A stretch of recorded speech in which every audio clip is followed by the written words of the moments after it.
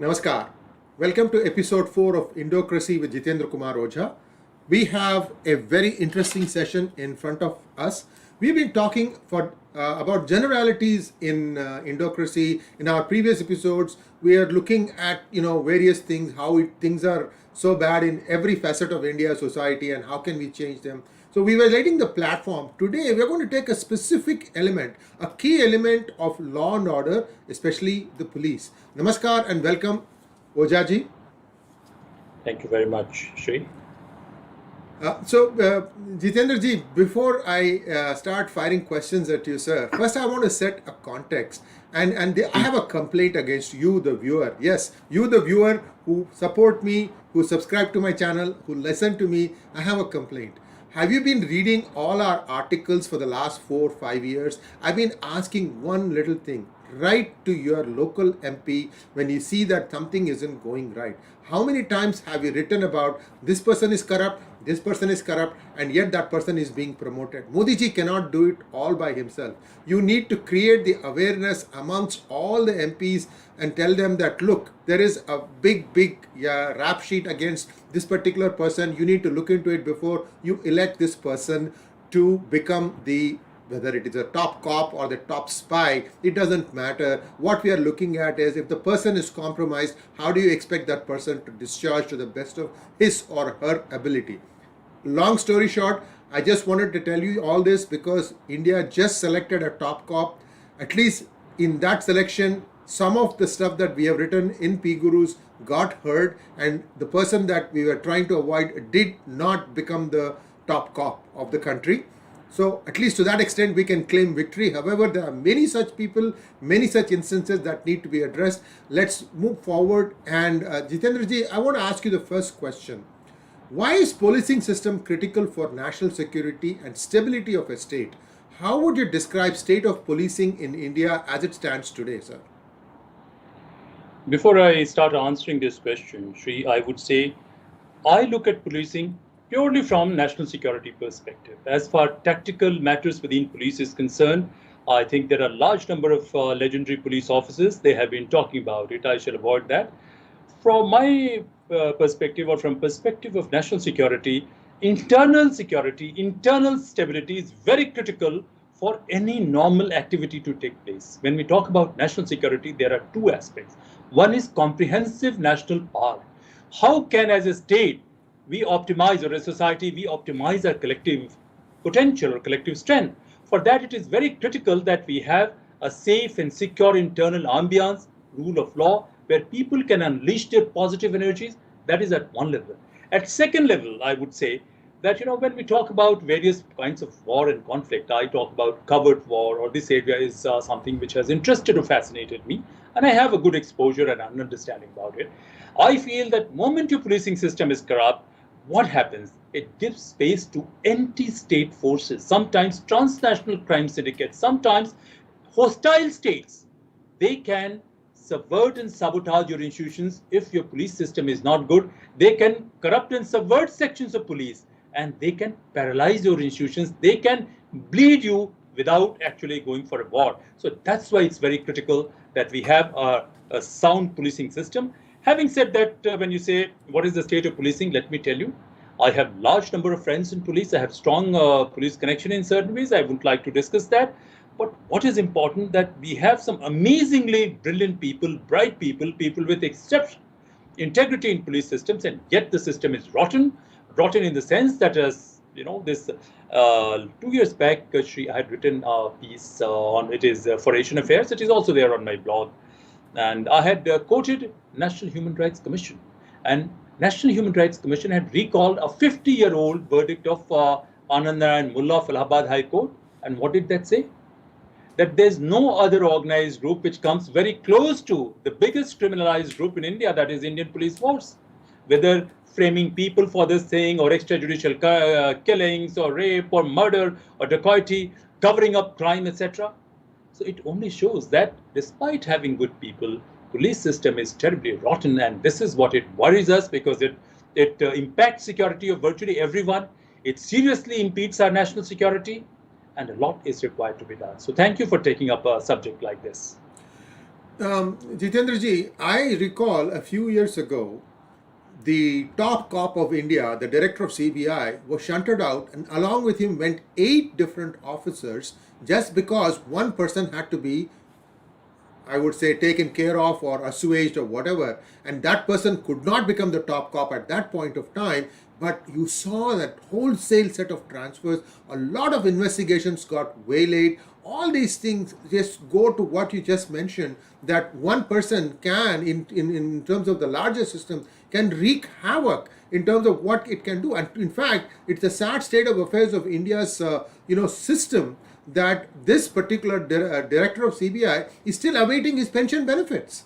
I mean, this is now 3-4 years, and the person still hasn't got it, and we just go on and on and on and on. So my rant is not for that. My question here is, I'm just complimenting what you just said, that this force has such a strong ecosystem that it can, basically turn the world upside down to try and get to what it thinks it deserves. And along these lines, the next question is, in your Indocratic or Bharat Tantra thought structure, how do you see the role of policing? How can it be translated to a viable and sustainable arrangement in the contemporary Indian democracy? I have one small thing that I want to tell you, sir. Now, police is part of law and order, which is a part of the state government. So every time the state government changes, the kind of selection that goes into the law and order machinery also changes. And I don't know if the consistency has been achieved at the lowest level. Perhaps you can touch upon this also when you're answering this question. Regarding the issues you mentioned about certain police officers, Sri, my focus is very strategic. I am not in any partisan debate or discussion. My focus is purely from national security perspective of my country. For me, individuals don't matter, but yes, things are not all right. Things are terribly bad, because I also see that a large number of police officers who were very favorites of the previous government, they have continued to retain their clout. More or less the same syndicate in certain sensitive establishment continues. Because all said and done, politicians do need reliable policemen. And when you talk about reliable policemen, only policemen or policewomen with certain attributes would be very reliable. So this is unfortunate state of affair as far as country is concerned, as far as our national security is concerned, but these are harsh realities, and these are bleeding our country, and that's why we have a debate. When we talk about Indocracy, when I started spelling out, thinking seriously about Indocracy, the very idea was, I was shocked and appalled to see, first-hand observation, I'm not by reading book, how our system, and this was during my experiences during 2009 and 12, UPA's second regime, and shocking instances of money laundering by senior politicians of India, a terrible kind of nexus between certain police officers and literally enemies of state, and all these people were literally blind because they had the kind of vested interest. It was impossible for them to see things logically, and things had got so deeply entrenched. It was probably impossible even for politicians, because politicians, all said and done, they are in the fray to win elections, to rule the country or grab power. Of course, country is important, but this is the primary objective. Let's make no mistake. So it was impossible for a politician to set things right. And it was, we can't blame these police officers, because if we go a little longer, the whole ecosystem is so rotten that if you're genuinely an honest police officer, which are there in plenty, good number of them have either become irrelevant, or they have gone into depression, or they have committed suicide. So there is no other option, because somehow system is rigged somewhere, and that's why I thought of Indocracy. So when I'm talking about Indocracy, I look at internal security from a different perspective. I feel a society has to be cohesive, as we mentioned earlier, so that people can flourish, individually grow, they can intellectually grow, they can build their skills, they can live in an amiable way. And police is needed because, despite all values and norms, everybody cannot act in the same way. Some will be deviant. So if a society has 2%, 3%, 5% deviance, society can manage through policing, etc. But if your elite, 90% of them have something to hide, then there is something seriously wrong with the system. And you can't really blame police. So police is one part of it. So my larger scheme of Indocracy, as I said, is a much bigger vision. I know it may sound too idealistic, but if we make some moves, it is possible to bring about not a perfect system, but a far better system. Within this, how I see policing. I see policing as some way. I see that conflict has to be prevented, or we have to build a healthier society. And healthier society is what? A trust-driven society. We have to foster collaboration. We have to foster cooperation. So policing is one area. Coercive part is one area. But I would say police must be more proactive. We must utilize other institutions so that we teach integrity. We see that people are not inclined to take crime. But this is not going to happen. It may filter some people. Then crime will happen. Then the second stage comes preemption. So you have, tactical policing issues, that how much is the response, what training do you have, how can you prevent crime? So that is another area. And then comes, once the crime has taken place, then police and judiciary, they can both work together. They can deter crime by punishing this thing, but also take remedial measures. What has led to this crime? What can be done? What should be focus area to focus on that? So those are tactical issues.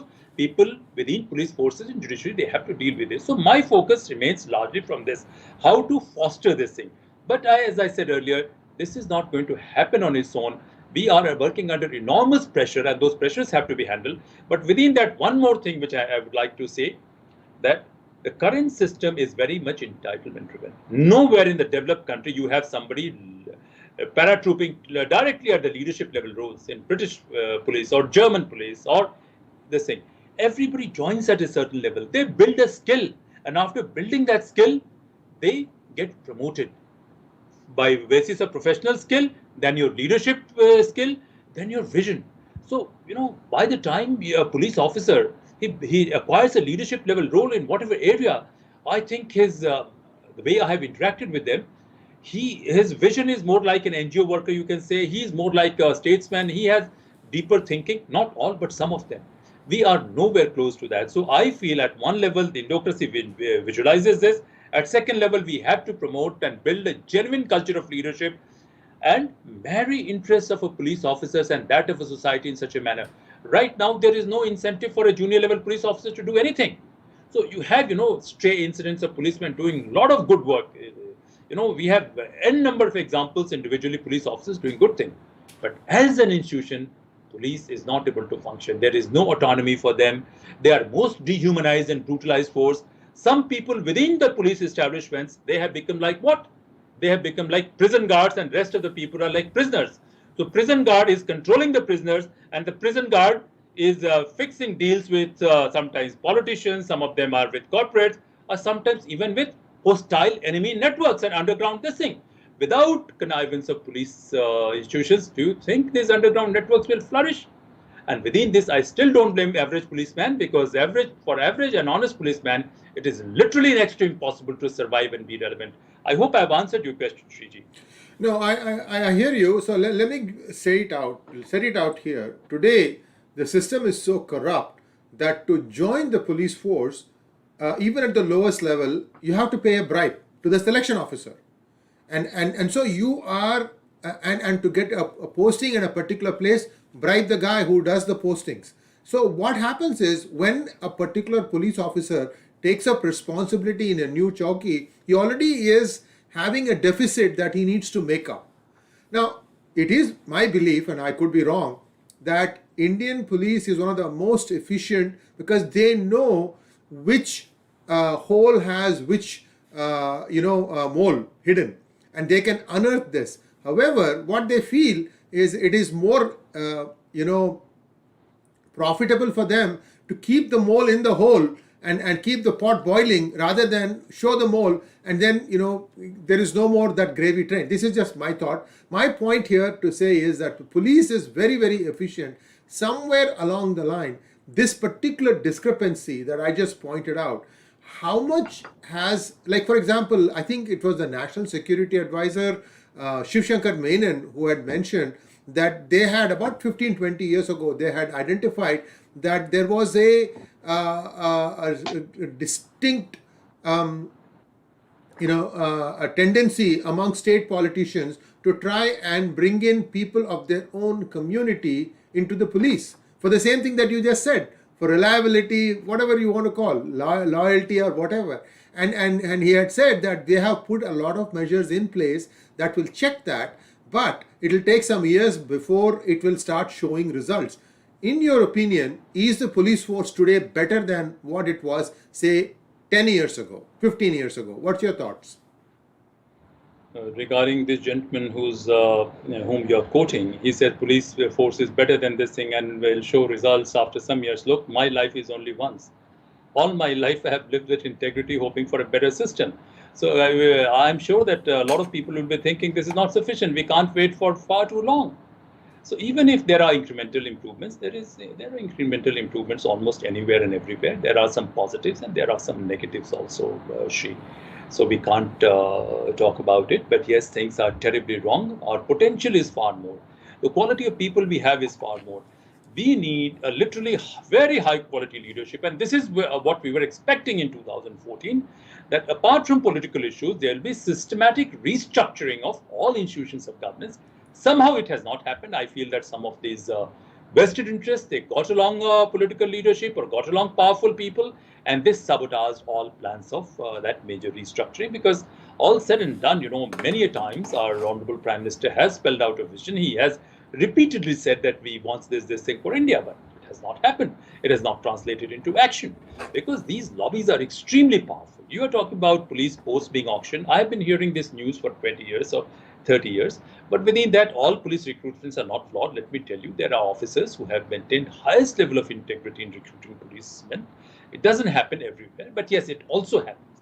Leave aside police. Somebody approached me a few days back and he said that even for certain posts in judiciary, this kind of thing has been happening, and not now, for a long time.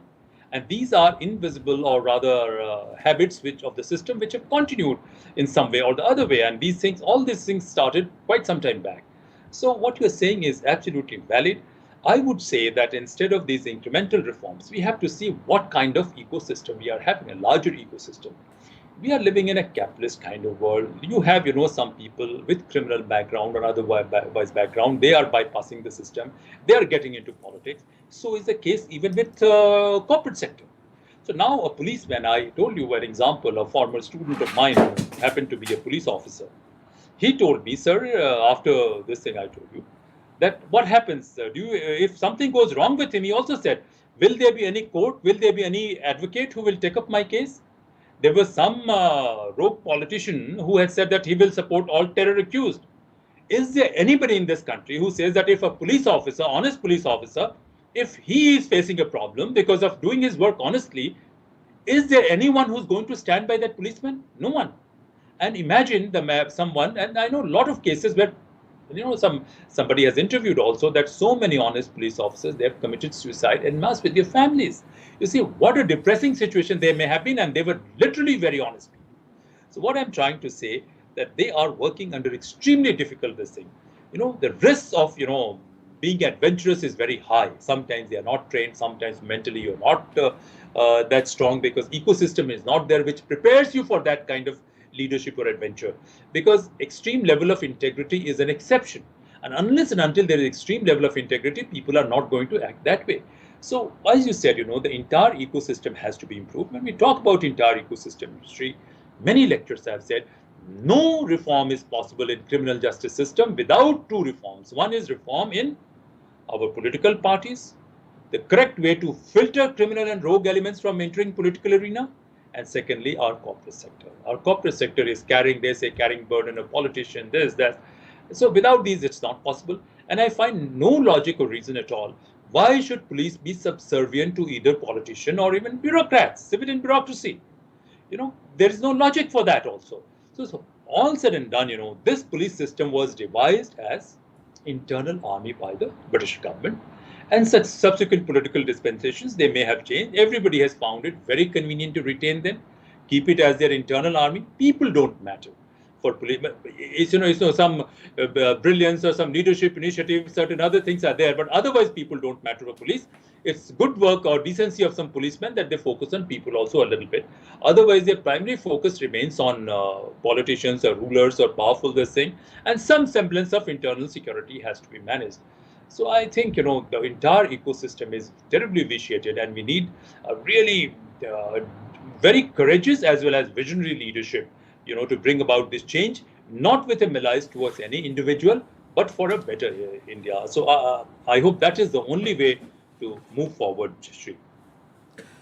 I Well, hope I've been able to answer your question. yes and no. I'll tell you why I'm kind of a little bit of disagreement with you. See, if you look Please. at the backdrop that I'm having, it is a policeman, but what he's carrying is a lathi. Is that looks like something that is anachronistic, because the people that he is trying to serve and protect, those people are nasty people today. You have people who are carrying around with all sorts of explosives and guns and what have you. Should we start first arming the police to feel more confident that they will not have to face these kinds of problems? Because the lathi is more of a mental fear for people to not do anything than anything else. What are your thoughts on that?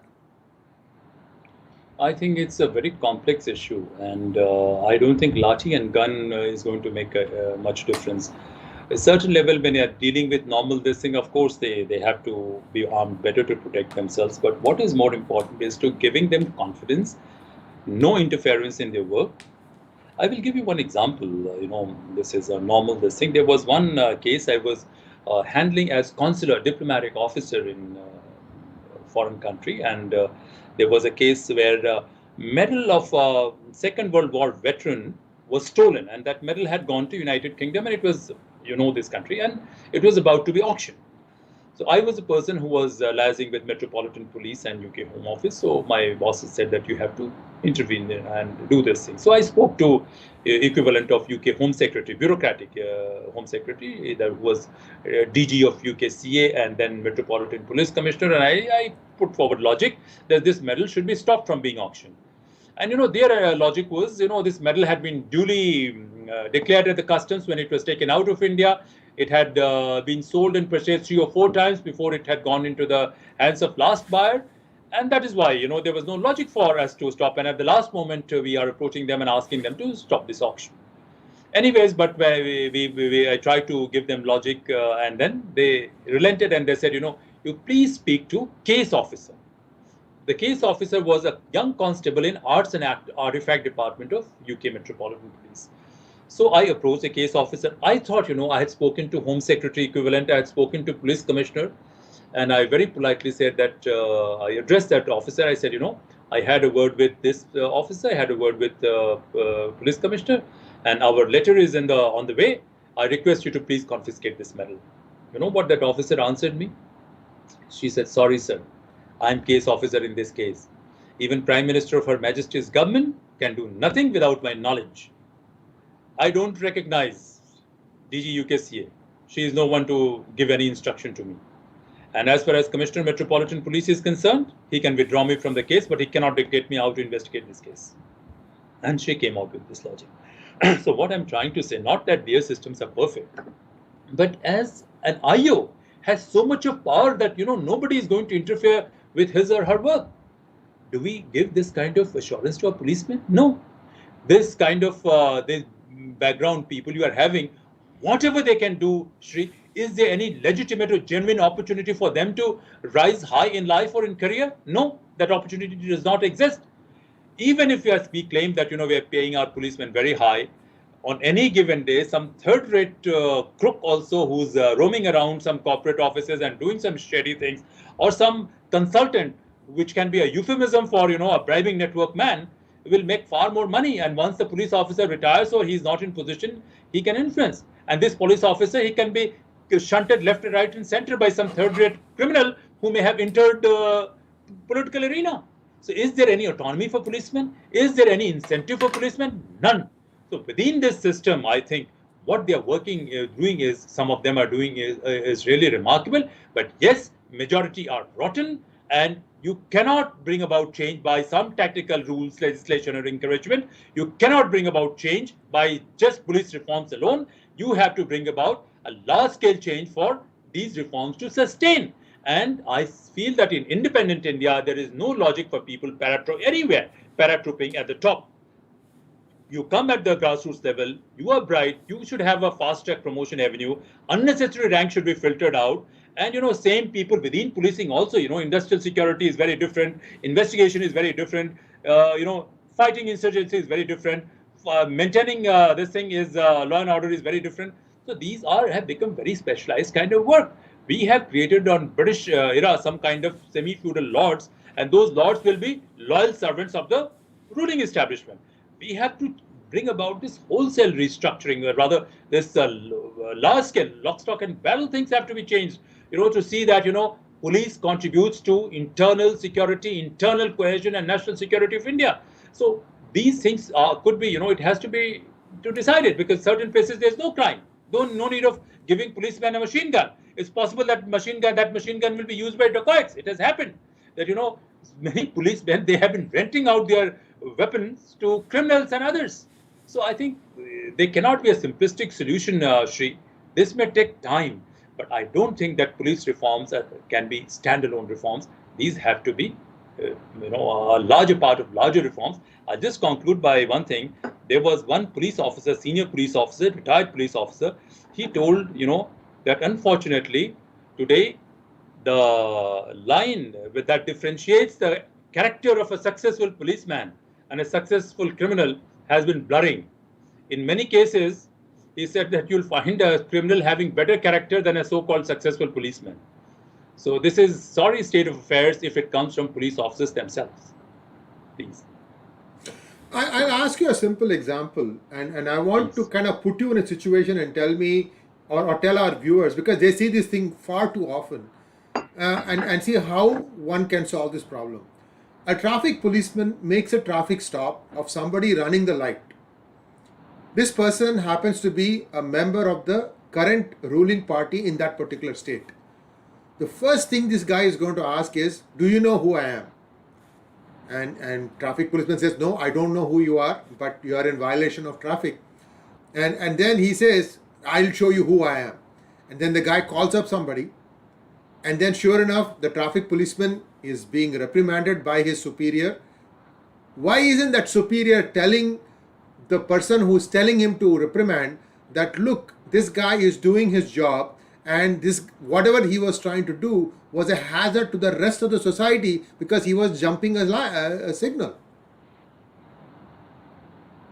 Some are doing it, Shri. Some officers certainly have stamina to stand up and say that what he's doing is duty, but most they don't. Leave aside a member of parliament. A relation of a domestic help of a member of parliament or anyone who's remotely influential is also going to throw his or her weight around such a policeman. Many a times, policemen have been assaulted. So any assault, physical assault or verbal assault on a policeman on duty should be treated as an assault on state. And people should be tried, whosoever it may be, even if the person who's breaking the traffic law may be an off-duty senior police officer. Even they should have no exemption, because these laws are for safety of everyone. So what I'm saying, is part of larger habits and culture, etc., which is there. And sometimes, it's not that only one way. Sometimes some policemen, they have to, provide some quota, some certain number of cases they have to do. So they are secretly hiding behind some pillars or under some flyovers, and they promptly penalize people, hapless people who are even on minor violation, or they are speeding. If the speed limit is 50, they are going 55, they will promptly put a challan or something like this. So it's not that, as I said, that police is most brutalized force, most dehumanized force in itself, a dehumanized entity in itself. Changes have to be far more profound. And as I said, any verbal assault also on a policeman should be treated as assault on Indian state. And I don't think political parties are going to agree to it, because as I said, that they have their own compulsion. But there was one case that someone in a developed country, in an established democracy, he threatened a policeman that, do you know who I am? And he lost his job. So you cannot threaten a policeman on duty. And even if you're superior, you cannot do it. But there is no awareness like this. Moment you do it, as I said, that Anand Narayan Mulla's example quoted by National Human Rights Commission many years later, if you start speaking too much, these fellows will come around you. Because even these policemen who are senior police officers, who are acting as lackeys of political bosses or corporate cartels, or even under organized crime networks, they don't have that vision. For them, everything they are doing is all right. So they would never realize that how much harm they are doing to the country. So that's why, people like you and me, who have no stake, no vested interest as such, we must throw up these ideas. And these ideas are not standalone problem, because once your police system is vitiated, subverted, it impacts everything. It impacts state of law and order, it impacts criminal justice system, it impacts your rule of law, and it may be one instance, but the whole institution is crippled if we do not pay attention to this. So I think the problem has to, as I said, viewed in a much larger perspective. But you're right that this is what happens. Now, are there mercenary elements within the police establishment who are acting more as accomplices of various vested interests rather than the protectors of people and custodians of the rule of law? Well, my own experiences make me believe so, Shri. My own experiences make me believe so. Firstly, without some accomplices at high level, there is absolutely no way organized crime networks can flourish.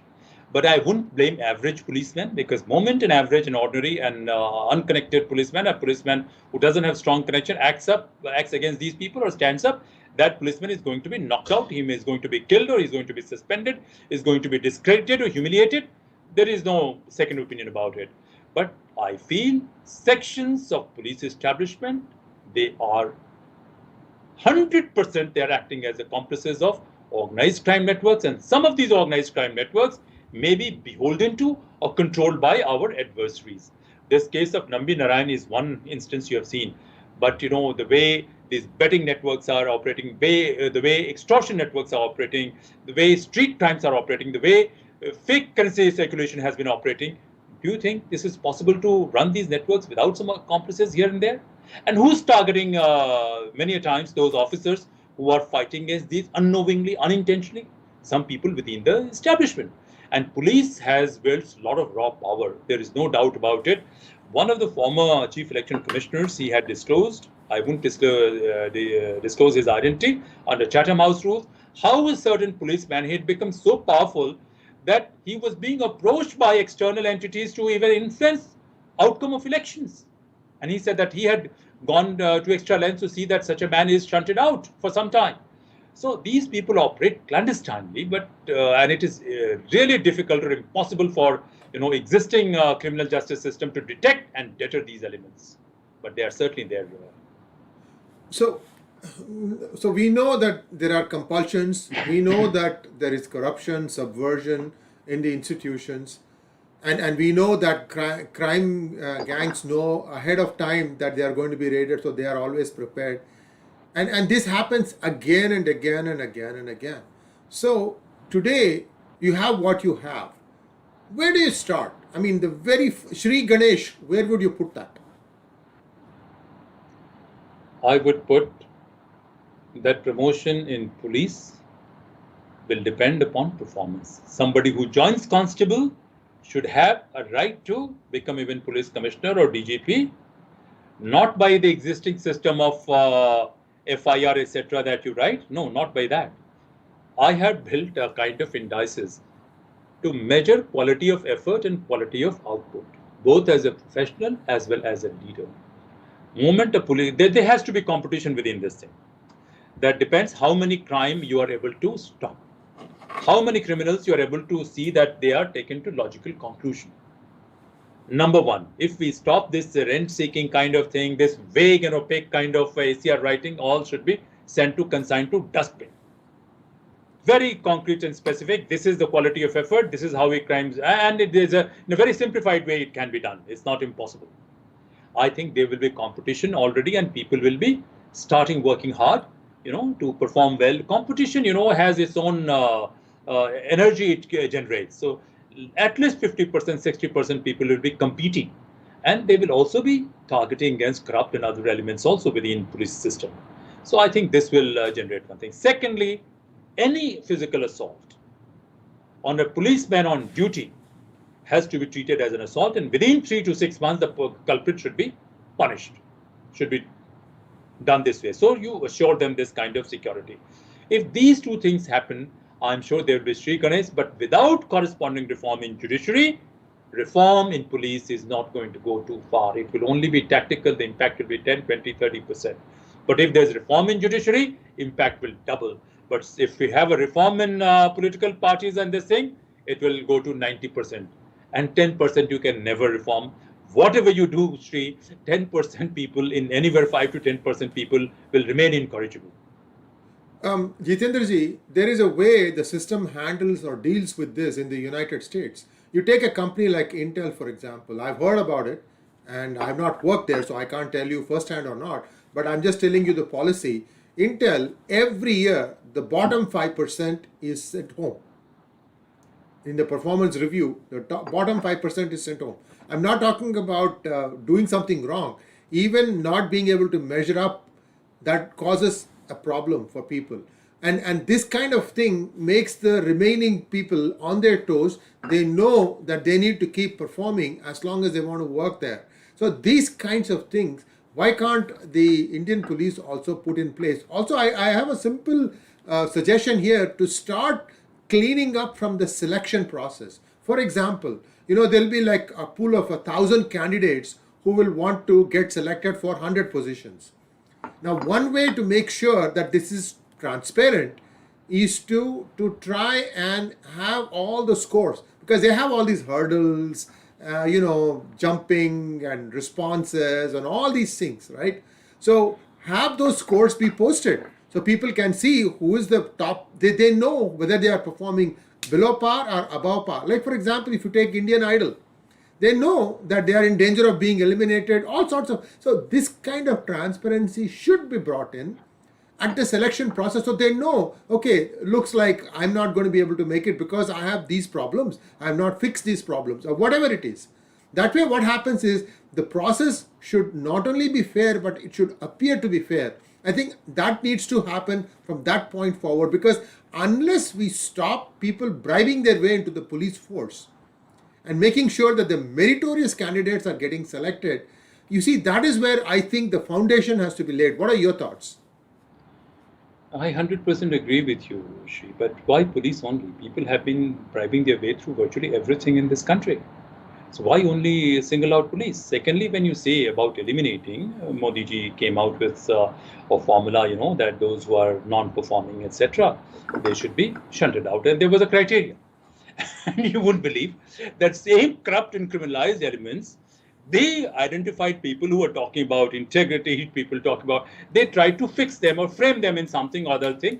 And in many cases, I can go this thing and I can challenge even Honorable Chief Justice to give me an opportunity. I will explain it to him that these criminalized elements having nexus with hostile networks, foreign networks, enemy networks, they identified people who were talking about integrity, people who intellectually and professionally, they were in a class of their own. These fellows can't be anywhere close to them. They identified and shunted these people out. Now you go to court, there is another mafia in the court. You can't get a judgment even if you like. The fees of lawyers are so expensive. There is absolutely no way. If you're an honest man, you are gone. You are finished, because you can't endure this legal and court battle, Shri. So I'm saying that, look, there's any conspiracy against any not policeman, any officer by any policeman or anyone in government service, perpetrators of the conspiracy should be charged with waging a covert war against India. Does our political establishment have courage to do that? I don't think. Because 90% of the political establishment, one reason or the other, all of them, their cupboards are full of skeletons. So is the case with corporate leaders. So we have created an ecosystem where integrity is virtually not possible. Integrity means you go and kill yourself. Once you die, people will place your garlands on your wreaths. You will not even have this dignity if you are working against these criminalized kind of elements. So what I'm trying to say, this is not going to be that easy. But yes, the score system that I have worked it out. I have been working on this for a long time, not now, 20 years or so in my off time, wherever I got it, to measure quality of effort. And output also. Sometimes, quality of output is not according to quality of effort. So what is your quality of effort? What is the priority of something like this? You start measuring that, and how you are progressing, how you're performing as a professional. Very critical for early few promotions. But at a second level, how you're performing as a small team leader. When you go at a much higher level, how are you performing as a big leader? How much is your vision? This 360 degrees, etc., which is being talked about. No, it should not be dependent on who says what. It can be brought about in many cases, these core sets, etc., can be worked out, it can be displayed. It will not be with 100% accuracy, it will be with 90% accuracy. And if it happens with 90% accuracy, the role, discretionary role of a politician or an organized crime network or a D company network or an ISI network or a Chinese network or a CIA network, 90% of that role will be eliminated. And India will go to a very different level. And this role should not be confined to police alone. This should be extended to judiciary. This should be extended to normal civil service. What happens? Regulatory capacity of state will increase 10 times at least, if not 100 times. Automatically, there will be filtration. The criminals will be prevented from entering political political arena and interfering in all these things. It is very much possible, Shriji, and I am hoping against hope. The kind of popularity our Honorable Prime Minister enjoys is once in generations. Forget it. Rest of the things, I do not agree with many of his actions. But he, as one individual, had so much of popularity, commanded so much of popular support. This could have been anyone committed to India could have, translated his popularity into these tangible reforms. All said and done, to bring about major reform, you need a popular person, a popular leader, a charismatic leader. But you can't rely, to run governance of a country on charisma of an individual. Charisma can be utilized to build high quality institutions. It was possible, but this is not only a matter of intent. It requires a lot of ideas, exposures, and integrity and intellect also, Shriji. It is simply not possible even if you have good intention. Please. Now, one question that keeps coming up is, how to ensure that excellence, whatever be the level it is actually recognized and promoted, because that is how, things are going to get better in the long term. But what we see now is there are so many impediments to it because the person sitting above you doesn't want you to outshine him. So you have all these problems that keep coming up. How do we get around these kinds of challenges? Look, in our thought process, we are Mughlai system of governance we are having. Even if we are having certain, symbols of democracy, these have been reduced into hollow rituals. Our psyche is Mughlai. Loyalty matters more than competence. Slightest kind of, apprehension about your loyalty, it happens not only in government sector, it happens in private sector also. So this psychological corruption which has taken place, and I'm sorry, good number of my very dear Islamist Muslim friends, they see, this Akbar was great, we must prostrate before this thing. C was great, we must prostrate before this person. This psyche has to be done away with. I'm not saying that you quarrel and you confront, but there has to be some kind of asking questions, which does not exist there.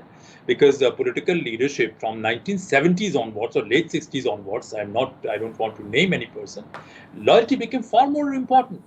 Though after independence, first a decade and a half or for nearly 2 decades, maybe loyalty wasn't that predominant. But this is pure Mughlai outlook. And when I'm talking about Indocracy, from my Indocracy, medieval area practices, most of governance practices from my Indocracy, they do not find any space. Reason being, you favor more on loyalty. And why do you want loyalty? If you're really committed to people, merit should be important, integrity should be important, character should be important. It doesn't happen. Because as long as you have this fixed kind of system, even if you have an element of bureaucracy, some kind of competition, etc., this is very flawed kind of recruitment tree. Politics also flawed kind of thing. Corporate also, crony capitalism is not new. It has been continuing from licensed Raj era. Some have become more dynamic. They have managed to bribe their way through, acquired some resources. I've told you earlier also on your this thing, 20 lakh crore rupees, $300 billion bad debt, corporate bad debts this country has absorbed. You are having cinema actors in politics. Is this an elocution contest in parliament? That you are given a script and how smartly you can tell a lie and pretend to do something? Is this all about democracy or governance? Now, our entire system has been rigged. Democracy has been rigged from backdoor, Shri. And I'm sorry to use this direct language. Many people have said, because otherwise it does not make any sense. If we really care about ourselves as a nation or a great civilization, we have to deliberate upon these issues and find an answer. So what you're saying, loyalty being more important than competence, it is psychological corruption over generations, and it's not going to be solved very easily. But unless and until we shake up, I don't think we are going to make any substantial progress there as well. But as usual, I always say, without abolition of private ownership of political parties and without dynastic succession in leadership roles in corporate sector, I don't think we are going to make any progress towards meritocracy anywhere in this world, or especially in our country. That's wonderful to hear the real root cause of the problems, Jitendra ji. With your permission, we have a couple of questions that I'd like to run by you. The first question is from Mandar Karnik. Sir, my question is, what is stopping police reforms? Vested interest of people in position of power and influence, both domestic and international. They would like a fragile criminal justice system so that their operations, their covert wars, their clandestine activities on territory of India can continue, and they're far too powerful. See, once you start dipping your hands into corruption, money ceases to be an issue. I mean, you are loaded with money, and then what is it that you want to do after that? Why can't they just say, okay, now I'm set for life. Let me do my job. Why doesn't that mind adjustment happen, Jitendra ji? Is it because you are beholden for the money you've taken and that forces you to do things wrong? As I told earlier also, Shri, because 90-95% of our elite have something or the other to hide. I said that they should not go to jail. I'm not saying they should be sent to jail. It means something is wrong somewhere, because system, has not permitted people, to rise through merit or through excellence or through some initiative or enterprise. There has been an element of criminality. There has been an element of corruption. A lot of people say a lot of wrong things about Mr. Dhirubhai Ambani also. He has done this. But then the counter narrative comes. If he had not done those things, he would never have risen. He would never have risen to the position where he did. And he was able to break some kind of monopoly of people who were controlling levers of our economy from British or Mughal Raj era onwards. So he was someone who was seen as a kind of revolutionary. Without breaking those things, he would never have risen. But after that, I don't know what happens. There are similarly, other industrial and corporate houses. They have money, but they are very apprehensive towards change. Nobody wants to identify with change because they have a lot of skeletons, as I said, in their cupboard. I'm not specifically naming out one, but most of them, whether it's politicians or whether it's corporates or whether this thing, and that's why you find, certain dynasties refusing to leave political arena because they feel that once they leave political arena, the skeletons will come in public and they will not be able to defend themselves and some of their cronies as well. So this is a problem. So we have to come out with something entirely innovative. How to go about it? Give some degree of, I've said earlier also, that those who negotiate with plane hijackers, aircraft hijackers, the negotiator has one thing that, look, even hijackers should not be killed, hijackers should go home. So you have to devise some way, you give an honorable exit route to these people, but not allow them to decamp with the booty. Take away their booty, but give a route so that they can quietly fade out. Something you have to devise, but it should not stop there. But then you bring about some kind of institutional change where I'm not saying corruption can be eliminated entirely. There is no system like this.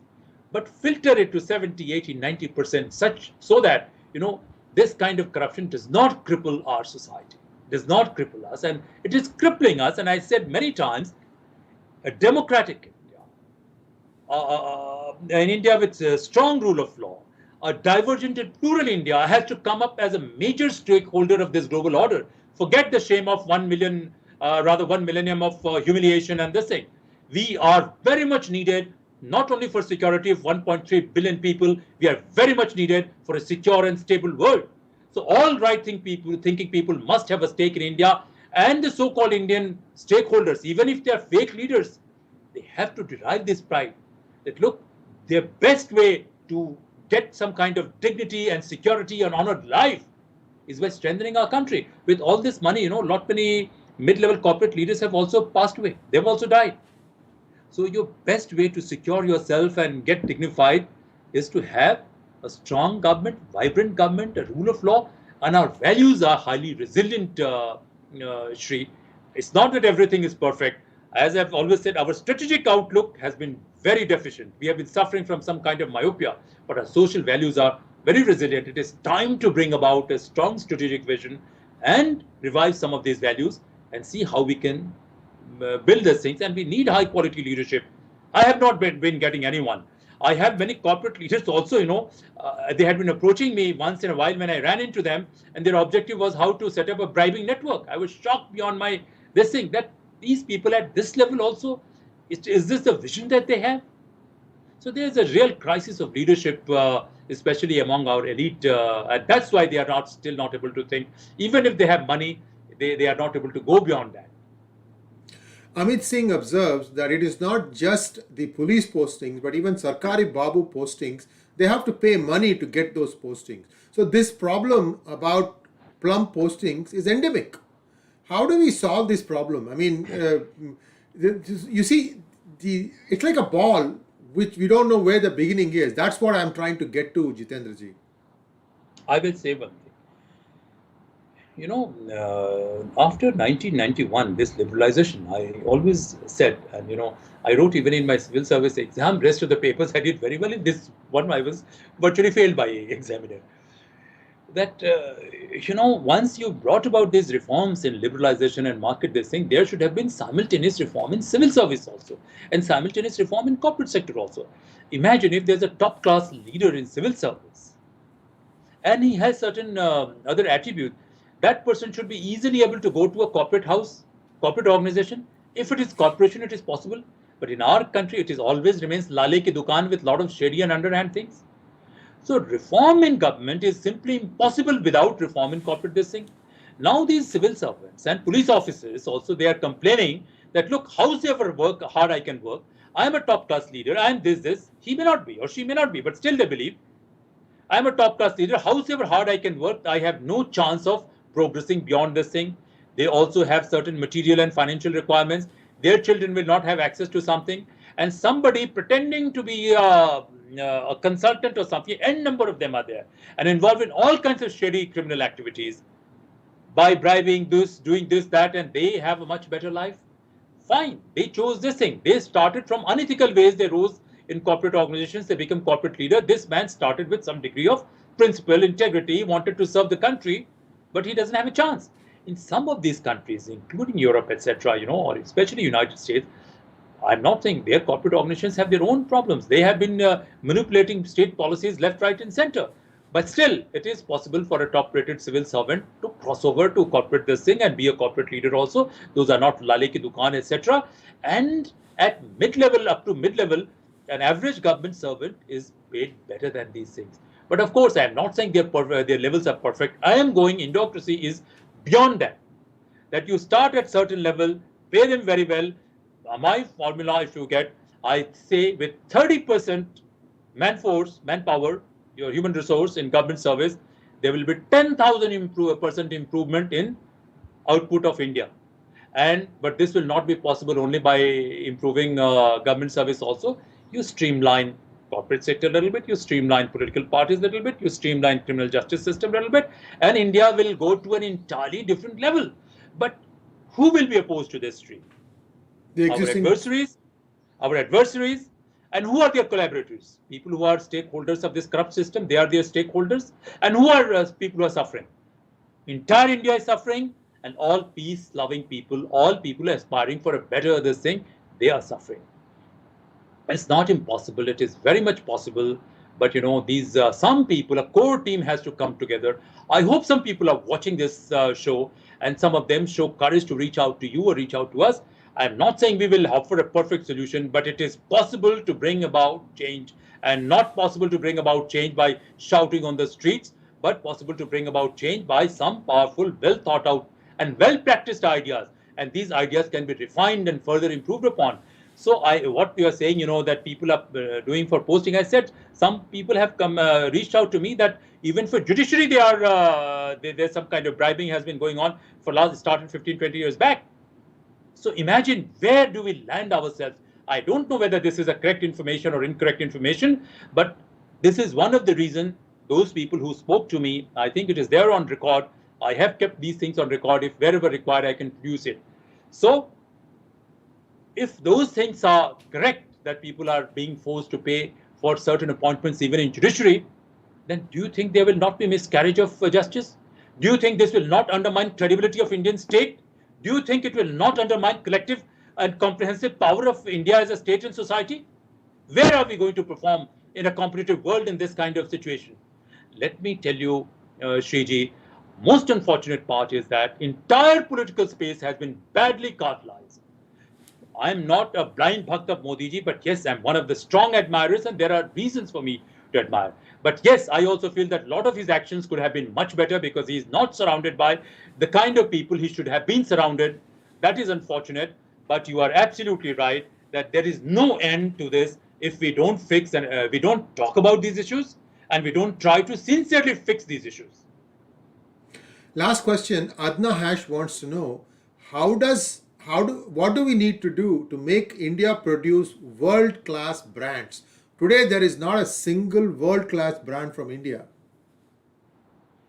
In a corrupt and perverted system, excellence is impossible, isn't it? So this is why we are saying Indocracy. And one reform, one institution, one excellent institution. Yes, ISRO. These are leadership-driven. Some institutions with great difficulty. These are working. I'm sure some similar institutions can be started, but these institutions can be backed up by comprehensive reforms elsewhere. And once we are able to make some progress, not one, multiple world-class brands we can produce. As I said, the entire ecosystem has to be changed, Shri. Otherwise, a collective excellence or large-scale excellence anywhere is not possible.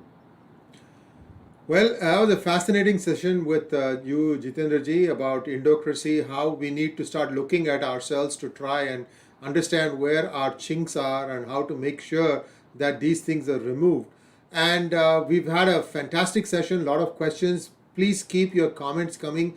Jitendra ji is one of those diligent individuals who actually goes through all your comments that you put on YouTube, and he tries to answer many if they are worthy of answering. So please put all your hard questions. I believe we have touched upon a lot of things that are seizing our system. We want to at least bring it out. At least thanks to social media, you can speak openly and say all these things are there. And let's hope that change comes about. There's a good man at the top. He has good intentions. However, if the tools are not good, there's going to be a problem. Let's hope that through all these lectures, we bring about a show way, saying that here is a way to try and take this thing forward. That is all our hope is. Thanks once again for joining us, Jitendra ji. We'll be back again next week, same time, and namaskar. Namaskar.